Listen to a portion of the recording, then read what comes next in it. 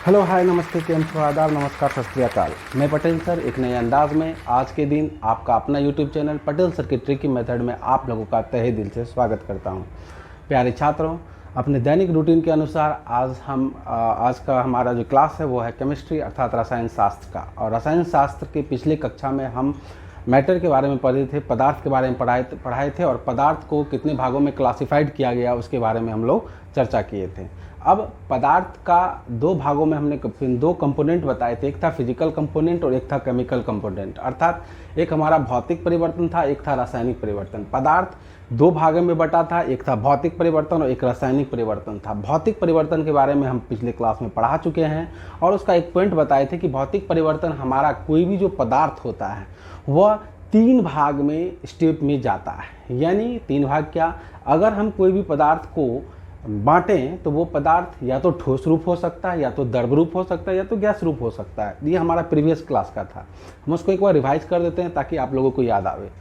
इसलिए हमने ठोस द्रव गैस को डिस्ट्रीब्यूट किया था, उसको बताया था और उसके बारे में चर्चा किया था पिछले क्लास में।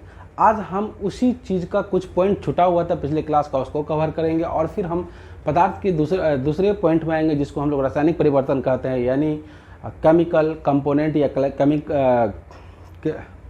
केमिकल क्लासिफिकेशन यानी रासायनिक परिवर्तन।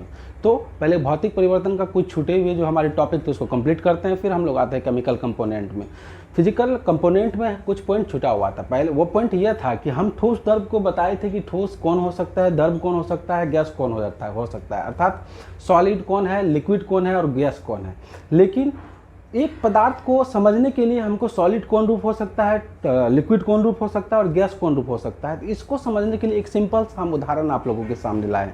बड़े ध्यान से स्क्रीन पर देखिएगा, बड़े मनोरंजन के साथ हम आपको अपने क्लास लेंगे। बहुत ही ट्रिक मेथड से कुछ हम बताने जा रहे हैं ताकि आप लोगों को समझने में आसानी हो कि पदार्थ के परिवर्तन जो होते हैं किस ट्रिक से हम ध्यान रखेंगे कि पदार्थ का परिवर्तन ठोस क्या हो सकता है, द्रव क्या हो सकता है और गैस क्या होता है। यह हम लोग थोड़े आगे स्टेप बढ़ेंगे तब अभी बताएंगे। लेकिन सबसे पहले पदार्थ का जो तीनों अवस्था था उस अवस्था के बारे में हम जिक्र करते हैं।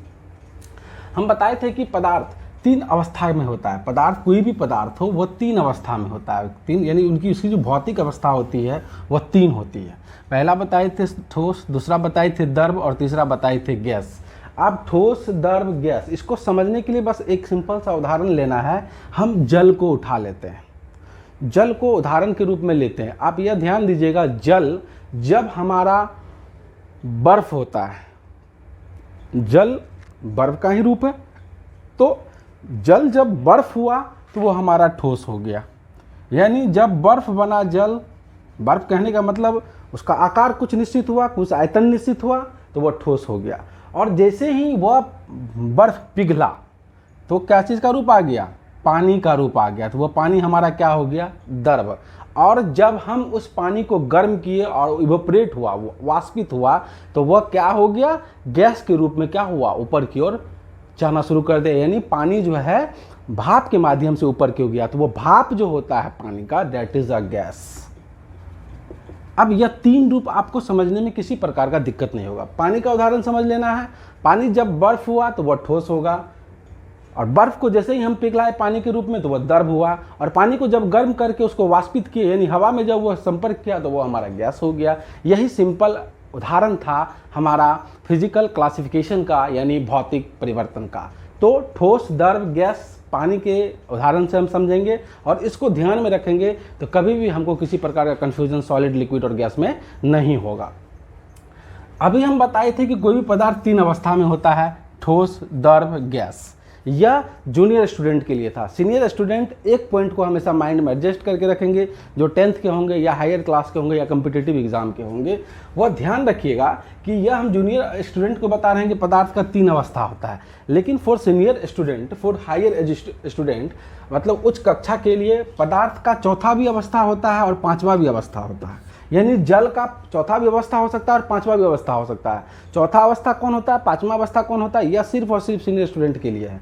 सिर्फ और सिर्फ ध्यान रखना है, अभी उसका उपयोग हम लोग केमिस्ट्री में नहीं कर रहे हैं, बस ध्यान रख रहे हैं, उस पर रिसर्च चल रहा है। जब संशोधित होकर बुक पे आएगा तो बड़े आसानी से समझा जाएगा। लेकिन बुक में अभी कहीं कहीं आपको मिलेगा कि पदार्थ का जो चौथी अवस्था होता है वो होता है प्लाज्मा, और पांचवी अवस्था जो होता है उसको हम लोग कहते हैं बॉस-आइंस्टाइन कंडेंसेट। यह आप लोग सिर्फ माइंड में एडजस्ट करके रखिएगा फॉर सीनियर स्टूडेंट, उच्च कक्षा के विद्यार्थी। पदार्थ का चौथी अवस्था प्लाज्मा होता है और पांचवी अवस्था बॉस-आइंस्टाइन कंडेंसेट होता है, यह ध्यान रखना है। फॉर जूनियर स्टूडेंट सिर्फ ध्यान रखना है पदार्थ का तीन अवस्था होता है, ठोस, द्रव, गैस। जल को जब बर्फ बनाए तो ठोस, बर्फ जब पिघला पानी में तो द्रव हुआ, और जब वो वाष्पित हो गया तो वो गैस हो गया। बस इतना ही ध्यान रखना है, आपको कहीं भी पदार्थ में कन्फ्यूजन नहीं होगा। अब हम लोग सीधे फिजिकल क्लासिफिकेशन को खत्म हुआ। अब हम लोग बढ़ेंगे दूसरे में, जो हम बताए थे कि पदार्थ को दो भाग में क्या बांटे थे। एक बताए थे फिजिकल क्लासिफिकेशन, दूसरा बताए थे केमिकल क्लासिफिकेशन यानी रासायनिक परिवर्तन। अब हम लोग का दूसरा टॉपिक आता है रासायनिक वर्गीकरण या रासायनिक परिवर्तन। अब ध्यान रखना है, जैसे फिजिकल क्लासिफिकेशन का तीन भाग था, ठोस, द्रव, गैस, उसी प्रकार केमिकल क्लासिफिकेशन का भी तीन भाग होता है। यानी रासायनिक परिवर्तन, रासायनिक वर्गीकरण के भी तीन भाग होते हैं। सबसे पहला जो भाग होता है उसको हम लोग तत्व कहते हैं, दूसरा जो भाग होता है उसको हम लोग यौगिक कहते हैं, और तीसरा जो भाग होता है वह मिश्रण होता है। अब जैसे हम ठोस और द्रव और गैस को डिफाइन किए थे, उदाहरण दिए थे, उसी प्रकार हम तत्व, यौगिक और मिश्रण को भी हम डिफाइन करेंगे और उसके उदाहरण सहित आप लोगों को बताएंगे ताकि समझने में किसी प्रकार की परेशानी ना हो। आइए हम लोग सीधे टॉपिक पर आते हैं। पहला जो हमारा केमिकल क्लासिफिकेशन था तत्व, उसके बारे में भी हम चर्चा करेंगे। दूसरा जो हमारा बचेगा यौगिक और मिश्रण, इसको अगले क्लास में लेंगे। तत्व जिसको इंग्लिश में एलिमेंट कहा जाता है। अब एलिमेंट होता क्या है, एलिमेंट किसे कहा जा सकता है, what is element, how can we define a element, तत्व को हम कैसे डिफाइन करें। सबसे पहले ध्यान रखेंगे कि तत्व को पहचानने का सिंपल सा तरीका है कि तत्व हमेशा अकेला रहेगा, यानी वह किसी भी दो चीज़ों से मिलकर नहीं बनेगा, वह रहेगा जब भी अकेला रहेगा, और जब भी कोई कार्य करेगा तो अकेले करेगा। अब अकेला कौन हो सकता है, अकेला कौन हो सकता है, तत्व हो सकता है। तत्व को अगर हम डिफाइन करें तो अपने भाषा में हम इस तरीके से डिफाइन कर सकते हैं कि एक से, यानी एक पदार्थ जो होता है वही तत्व होता है। और हम डिफाइन किए इस प्रकार से, बड़े ध्यान से देखिएगा, ऐसा पदार्थ जिसको एक से अधिक भागों में विभाजित नहीं किया जा सकता। एक से अधिक भागों में यानी होगा क्या, एक होगा, वही हम तत्व कहलाएंगे। अब इसका उदाहरण समझिए, जैसे हम लोग कह दे सकते हैं क्या, ऑक्सीजन यानी O2, जिसका केमिकल फॉर्मूला होता है O2, O का मतलब ऑक्सीजन, ऑक्सीजन का दो भाग। तो ऑक्सीजन में कोई तो और एलिमेंट नहीं है, तो यह क्या हो गया, हमारा तत्व हो गया, एलिमेंट हो गया। लेकिन अगर हम कोई दूसरे तत्व की बात करें, जैसे हम H2O कहते हैं, सीनियर स्टूडेंट ध्यान दीजिएगा, H2O जिसको हम लोग हिंदी में जल के नाम से जानते हैं। जल कैसे बनता है, जल अकेले नहीं बनता है, जल दो भागों से मिलकर बनता है, दो तत्वों से मिलकर बनता है। एक तो हाइड्रोजन होता है, दूसरा ऑक्सीजन होता है। जब दोनों की प्रतिक्रिया करवाई जाती है तो जल का निर्माण होता है। तो वह तत्व नहीं हुआ, वह दूसरा चीज हो गया। आगे पढ़ेंगे तब पता करेंगे कि जल क्या हुआ। लेकिन एक पदार्थ जिसका कोई भी अन्य पदार्थ का सम्मिश्रण ना हो, सम्मिलित ना हो, वह तत्व कहलाएगा। सिर्फ और सिर्फ एक चीज ध्यान रखना है तत्व में कि एक पदार्थ या ऐसा पदार्थ जिसको एक से अधिक भाग में हम बांट नहीं सकते हैं, वह हमारा एलिमेंट कहलाता है, तत्व कहलाता है। सिंपल सा उदाहरण है, और उसका एग्जाम्पल ध्यान रखना है O2 यानी ऑक्सीजन। O2 एक केमिकल फार्मूला हो गया, किसका, ऑक्सीजन का, रासायनिक फार्मूला हो गया।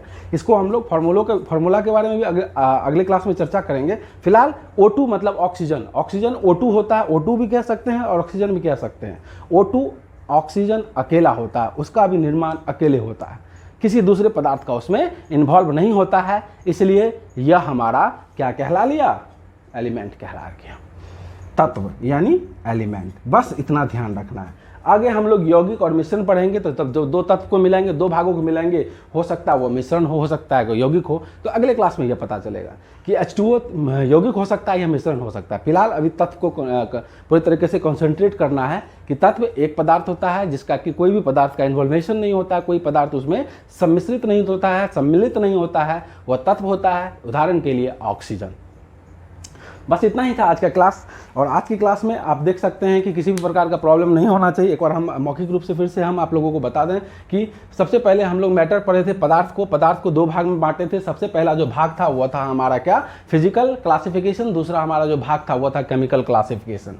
फिजिकल क्लासिफिकेशन जिसको हम लोग क्या कहते हैं, भौतिक वर्गीकरण। भौतिक वर्गीकरण में हम पढ़ाए थे सॉलिड, लिक्विड और गैस। सॉलिड, लिक्विड, गैस यानी फिजिकल क्लासिफिकेशन को हम बांटे थे 3 भाग में, सॉलिड, लिक्विड, गैस, ठोस, द्रव और गैस। ठोस क्या होता है, द्रव क्या होता है, गैस क्या होता है, इसको हम डिफाइन कर चुके हैं सिंपल से भाषा में। एक उदाहरण से लेकर हम तीनों को एक ही शॉर्टकट में हम बताते हैं कि जल जब बर्फ रहा तो वो ठोस कहलाया, बर्फ जब जल का रूप ले लिया तो वो द्रव कहलाया, और जल जब वाष्पित हो गया यानी हवा में सम्मिश्रित हो गया तो वो हमारा गैस कहलाया। यह हमारा फिजिकल क्लासिफिकेशन का था। दूसरा हम लोग आएंगे केमिकल क्लासिफिकेशन में।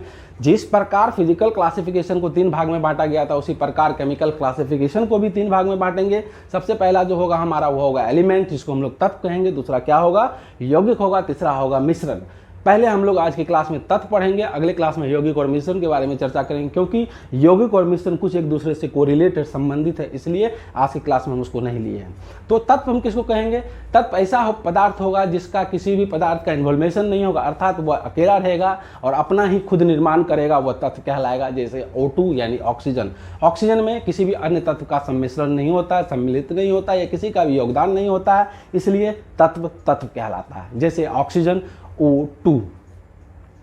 प्यारे छात्रों, हमारे क्लास में बस हम कुछ टॉपिक लेते हैं, लेकिन उस टॉपिक को बड़े कंसंट्रेट के साथ उसको हमारे क्लास में ही आप लोगों को माइंड में एडजस्ट करना होगा। और जितना भी हम टॉपिक लिए हैं सारे के सारे टॉपिक कम्पिटिटिव लेवल एग्जाम के लिए हो या बोर्ड लेवल एग्जाम के लिए हो, सारे के सारे टॉपिक इंपॉर्टेंट हैं। आप अपना प्रीवियस क्वेश्चन बोर्ड का उठा के देखिएगा, क्वेश्चन पूछा हुआ है ठोस, द्रव, गैस से भी, और एलिमेंट के बारे में भी पूछा हुआ है, यानी तत्व के बारे में भी, यौगिक के बारे में पूछा हुआ है, मिश्रण के बारे में पूछा हुआ है। तो सारी चीज़ को इंपॉर्टेंट के रूप में हम बेस लेकर उठा रहे हैं, चाहे जूनियर लेवल को सीनियर लेवल को, सबके लिए इंपॉर्टेंट है। और यह सारा का सारा टॉपिक हायर क्लास के लिए भी इंपॉर्टेंट है फॉर कम्पिटिटिव एग्जाम, चाहे रेलवे, बैंक, SSC या किसी भी प्रकार का कम्पिटिटिव एग्जाम हो हायर लेवल पे, या जूनियर लेवल पर किसी भी प्रकार का कम्पिटिटिव एग्जाम हो, नवोदय हुआ या सैनिक हुआ, आर्मी मिशन हुआ, सिंतुल्ला या किसी भी प्रकार का जूनियर लेवल का कम्पिटिटिव एग्जाम हो, उनके लिए भी यह टॉपिक वेरी वेरी इंपॉर्टेंट है, क्योंकि यह उनका सिलेबस का एक भाग है।